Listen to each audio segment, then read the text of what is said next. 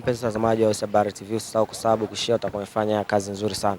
Leo tupo kwenye kile kipindi cha maombolezo ya mchungaji wetu mwangalizi, alikuwa mchungaji wetu mwangalizi wa station ya kwanza, alifahamika kwa jina la Revera Amango.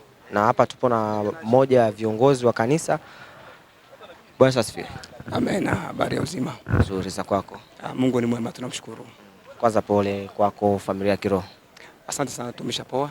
Wakujua watazamaji labda ni kama nani kwenye familia ya kiroho? Kwenye familia ya kiroho mimi ni mwenyekiti wa vijana ambao ninasimamia vijana kwenye kanisa letu la Kadafe hapa kambini. Kwa majina ninaitwa Msema Fataki Luamte. Hayo ndo majina yangu. Tuseme mkurugenzi wa vijana, wewe kama umelipokeaje hili swala kwenye masikio yako, kwenye moyo wako sasa hivi? Nafikiri ilikuwa ni juzi ndo tumepokea taarifa hii mida ya saa 8 na tulistuka sana kwa sababu ni mzee ambaye ametulea katika muda mrefu. Sasa kuachwa siku zote ni masikitiko, lakini kwa Mungu ni furaha kwa sababu heri wafu wanapokufa katika Bwana, inakuwa ni furaha kubwa sana.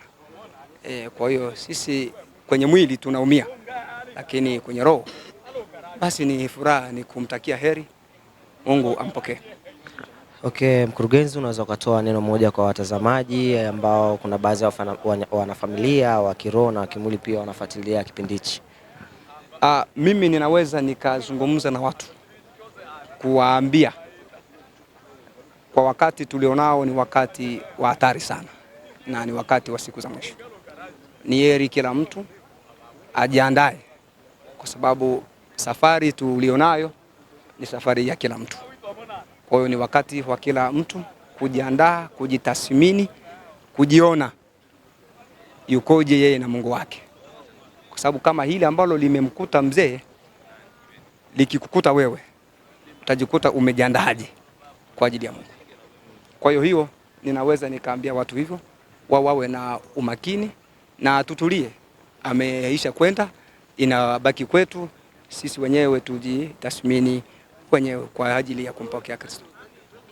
Mtazamaji, nafikiri umemsikiliza mwanafamilia wa kiroho wa mzee wetu aliyetuacha akisema kwamba heri wafu wafao katika Kristo, na mzee wetu amekufa katika Kristo, ikiwa na maana familia ya kiroho tutaambatana naye huko juu. Je, wewe una maoni gani katika hili? Usisahau kusubscribe kama bado ni mgeni, kushare na comment, utakuwa umefanya jambo jema sana. Asante. Ciao.